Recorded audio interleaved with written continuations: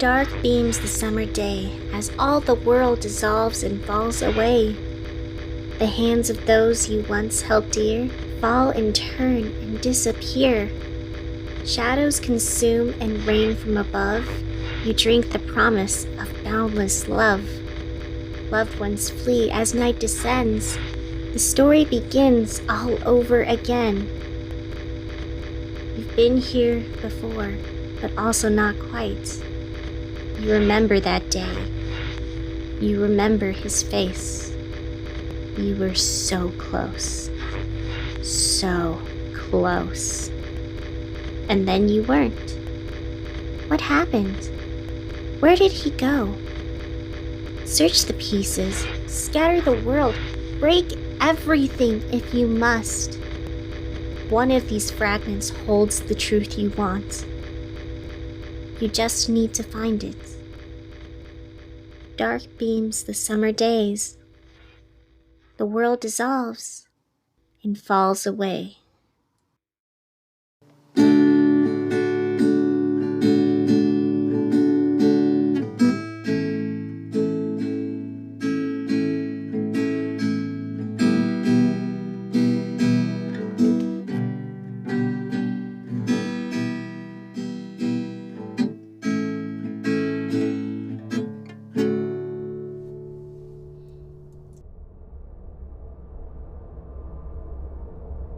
Jack stands alone on the beach, feeling the waves creep up against his toes. This is not the beach he knew in the past, nor is this the place he was standing a little over a decade ago. Shadows smear across the sky like smudges of black paint across a canvas. The air is thick with static and the hazy sound of distant traffic. This is not the beach he knew, and yet here he is, all the same. Have you ever tried to hold on to the details of a dream after you feel yourself start to wake up? Have you ever tried to keep your footprints alive against the waves? Have you ever tried to capture the entirety of the ocean in the palms of your hands? Jack stands on the beach. Shadow and reality bend to his will, like soggy sand through clumsy fingers. By his side stands a man, with eyes free of pain and a smile worn onto his face. He reaches for Jack's hand. Jack smiles, feeling the warmth of another person press into his palm. They watch what remains of the sun set over the waves. The air is thick with a static haze. The sky above them begins to crack. Jack turns to look at the man he's loved for so many years. And then it all slips away from him. And then he's alone. Hands covered in wet sand. Nothing but darkness to see. Jack pushes at the edge of what the beach can be. He holds on to the memory. He pushes against the waves. He shapes, he begs, he demands with all the power available. And yet despite his efforts, it all falls apart. The footprints are gone. The water spills away. The dream is over, and a piece of our reality crumbles into the void.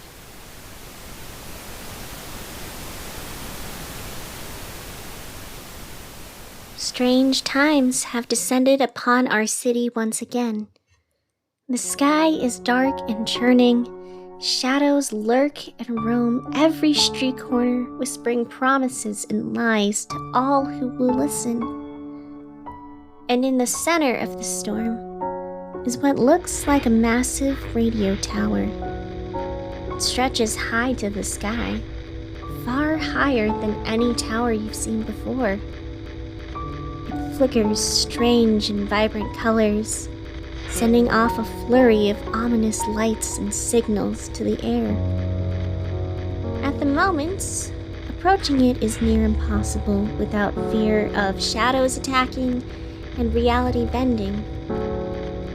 Have you ever longed for a better life? Have you ever felt like you wasted time? Have you ever felt regret, not for the things you've done, but for the life you never got to live? It's a hard thing to grieve the ghost of what could have been.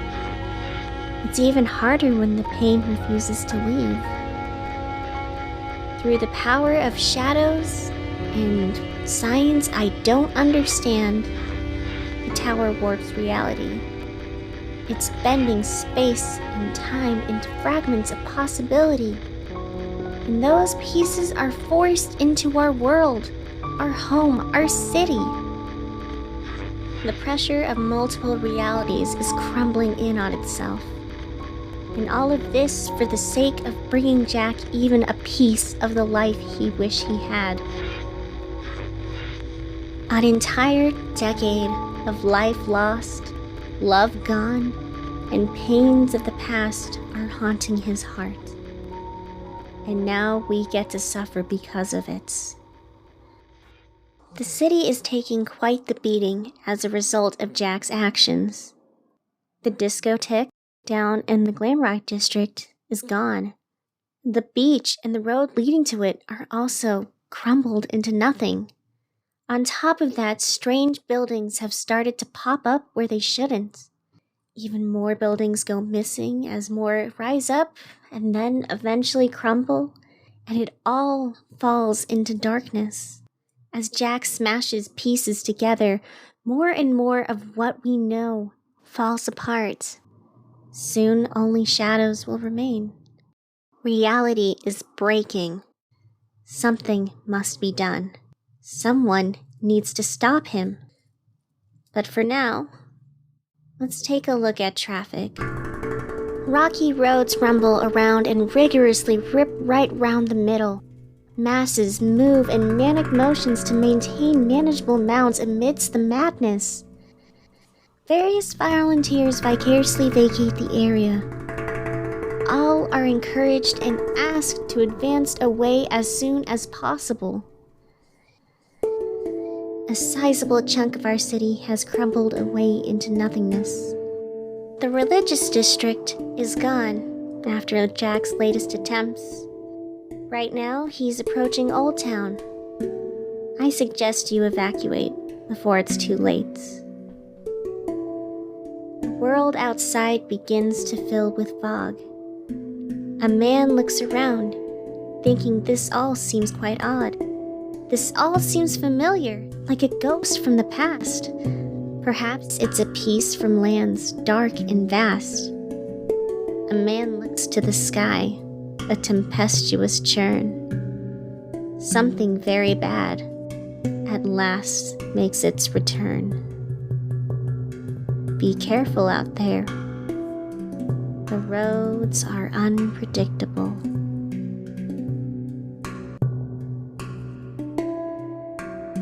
It's quiet down Main Street now, be it from the shadows claiming more victims, or people simply fleeing from Jack's presence. It's quiet. There isn't a fragment of traffic to be seen. Jack strolls down the empty road, eyes glinting with a red glow, face streaked with stains that would look like tears if they weren't so black and chunky. He looks peaceful in a way, but not the type of peace that you find after a meditation session or a good few rounds on the bag, no.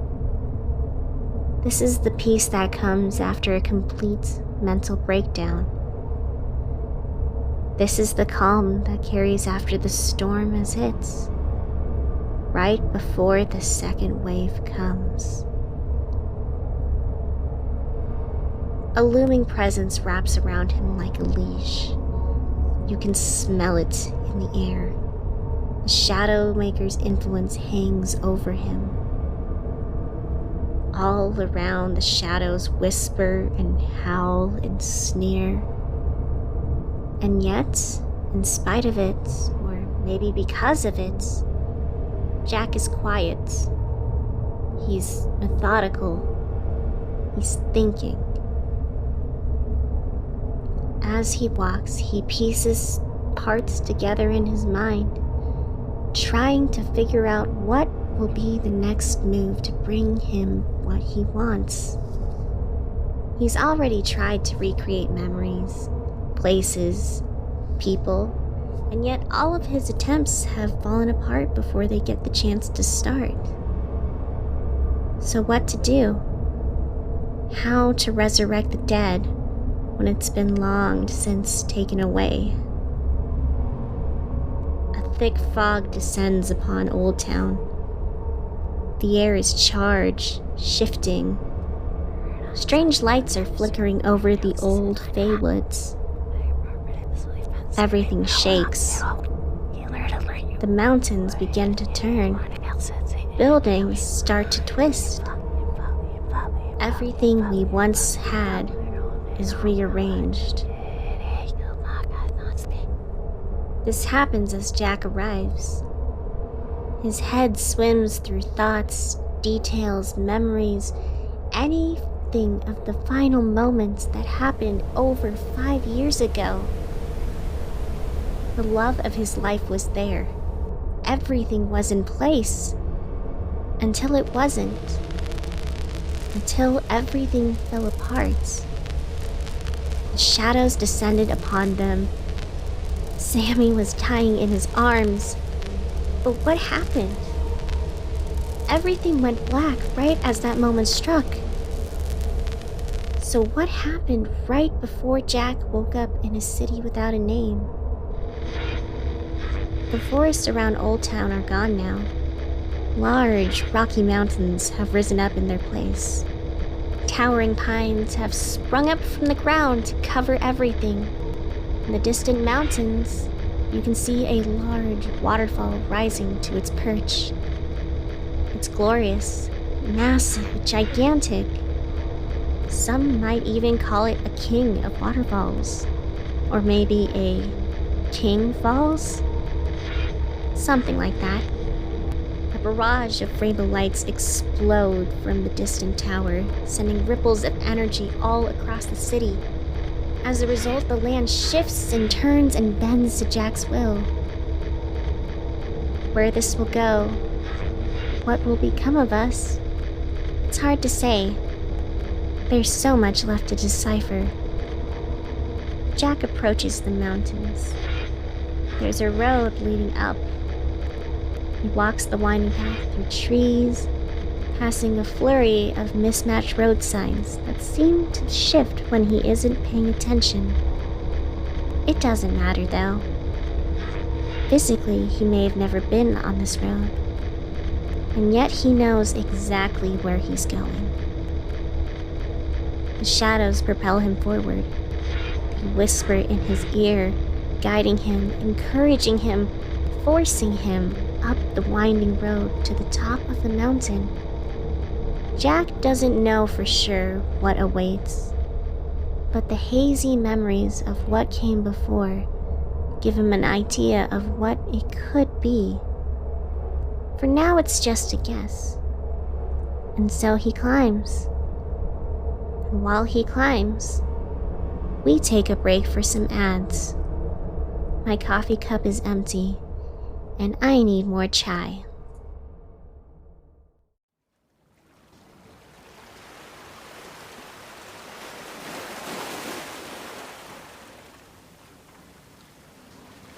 The twilight descends. All that we knew fades away. My soul is at peace. Storms fall over us. Shadows envelop all things. My soul is at peace. The old world is dead. Everything is lost to dust. My soul is at peace. The ground is crumbling. There is nowhere left to stand. My soul is at peace. All is torn away. Fear whips and roars at my face. My soul is at peace. I stand in darkness. I walk through despair's valley. My soul is at peace.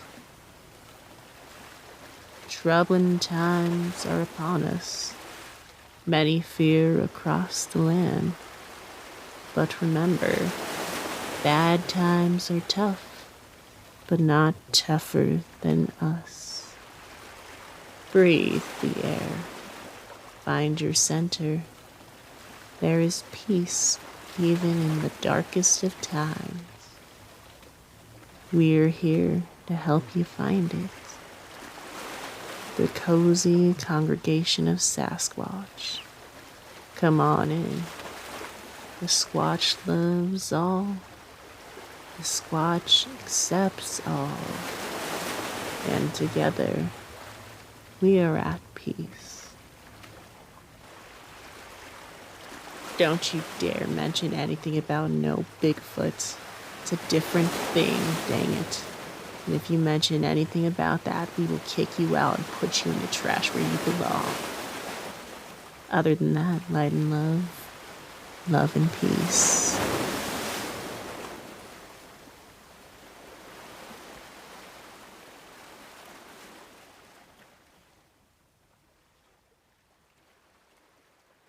It was a long walk, but he made it to the top. And what he sees hurts. Jack Wright lingers outside the parking lot of an abandoned radio station. His heart breaks with every second he looks at it. At one point, it was new, shiny, the best you could get.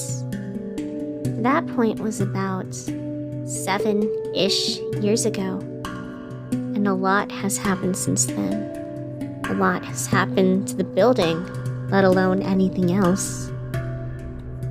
Broken glass and other debris litter the parking lot. The front door barely hangs on its hinges. A charred, jagged hole rips through the roof like a bullet hole. Something happened here.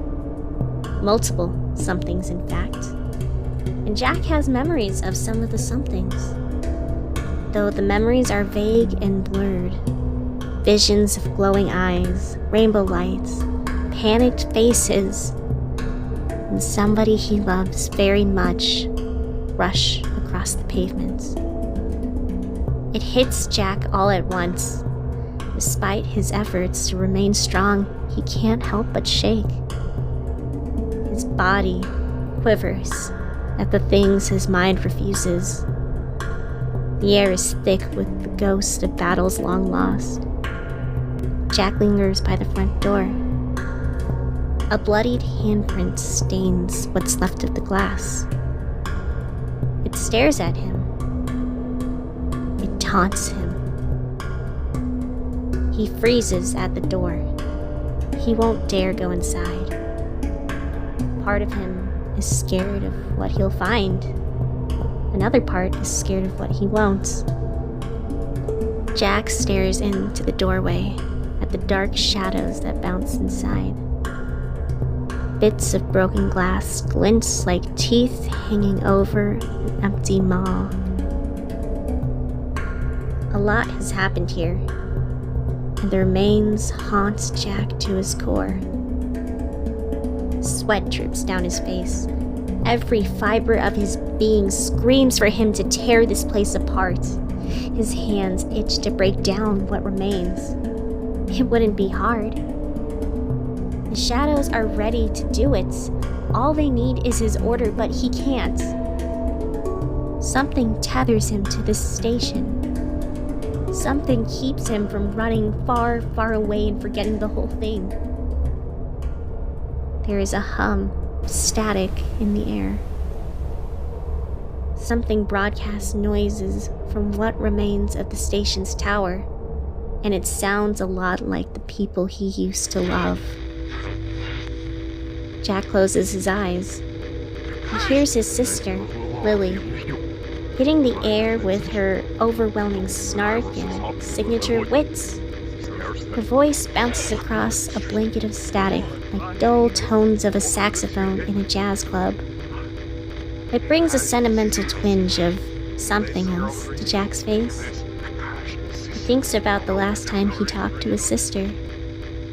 He hears nothing but a scream in response. The noise shifts. The voices grow louder and warmer. A man speaks to the air in a frequency that resonates perfectly through Jack's entire being. Tears run down his face. He falls to his knees. The ghost of Sammy Stevens fills the air. Overhead, the radio tower blinks. From the other side of the city, the Shadow's tower blinks in response. Back and forth, they flicker, as if sharing a code. Winds are picking up now. The air shifts. Strange lights swirl overhead. Something is about to happen. We're not quite sure what, but we'll find out soon enough. So for now, as we do on many occasions, let's read a poem. Sands burn hot on the desert plain, rusted and red beneath the glaring sun. Rumbling in the distance brings the promise of rain, life to restore and rivers to run. Shrewd, callous plants in the valley of death, forced to grow tough through the rugged desert strife, at last open their boughs and take a deep breath. The landscape shifts under the beacons of life. A darkened, thick canopy overwhelms the skies overhead. The haze of rain and storms buries all. Yet in the dark skies rip strands of lightning like thread, a celestial monument across a tempestuous sprawl. The storms descend across all the land. Water rises and flows all across its parched sand.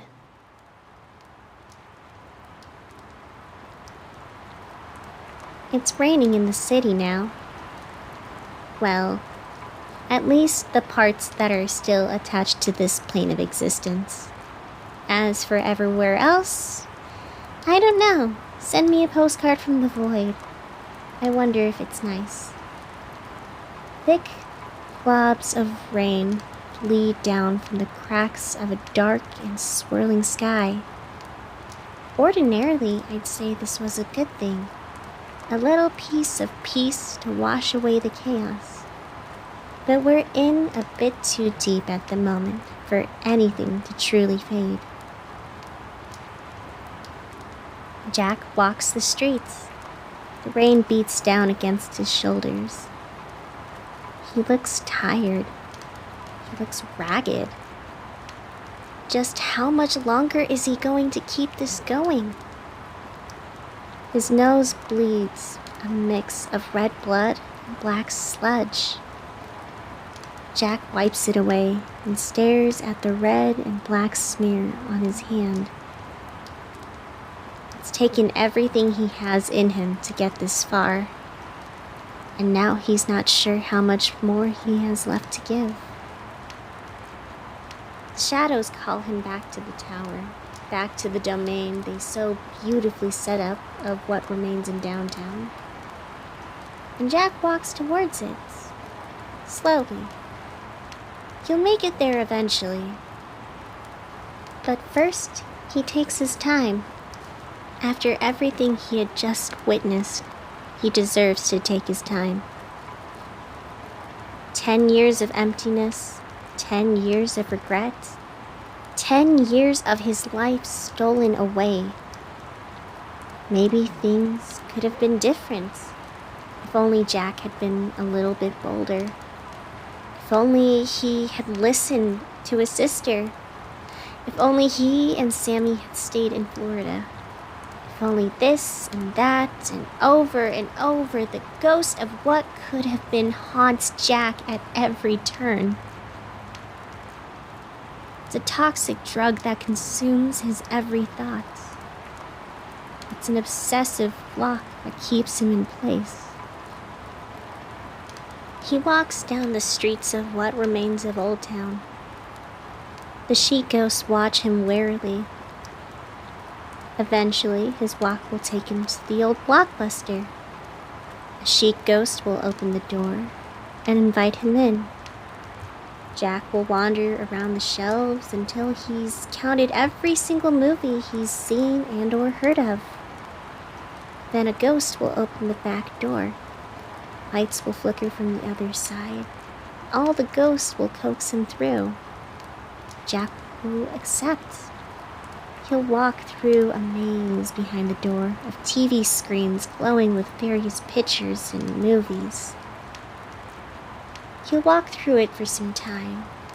It's nice to have something to take your mind out of things, especially with everything going on. By the end of it, he'll reach a large screen on a tall platform. A VHS tape will be waiting for him. He'll start it, and then he won't know what to do with himself. It's an interesting video he'll see. Some of it will be charming. Happy memories working in a radio station with his sister and a man he loves dearly. Some of it will be hard. An argument that nearly ended a relationship. All the pain and frustration and obsessive hours that nearly destroyed him. All of it will play out in front of Jack. And he'll watch. He'll watch until the video reaches a segment that breaks him completely. I've seen the glow of the screen before. And the promise of what could have been is enough to trigger any of us to break our worlds apart. Even more than Jack already has.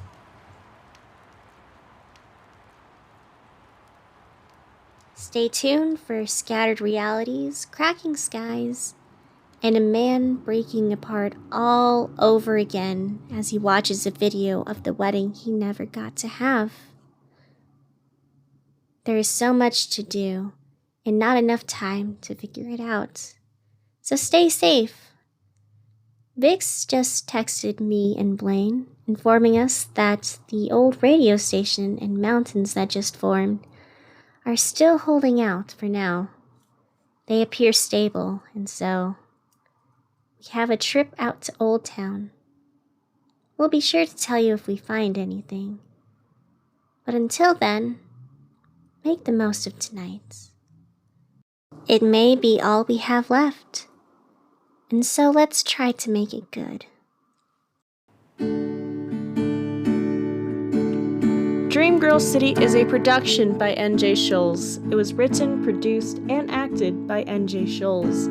The poem featured in today is Monsoon in the Desert and My Soul is at Peace, both by N.J. Scholes. Have a question? Have a comment? Want to tell me that I am doing a good job as the Lord and Savior of your favorite podcasts? Email this to dreamgirlcityradio@gmail.com or hit us up on social media. If you like supporting us, rate and review us wherever you get your podcasts and share us around. We grow by word of mouth, and so everything you do is fantastic. Thank you so much to everyone who is sticking with us. These are really fun to make. They are also really hard to make at some points. This episode alone was a struggle to record for some reason. But hopefully there is more to come and more exciting things on the way. Until that time comes, just remember, the sun always rises, so expect more surprises.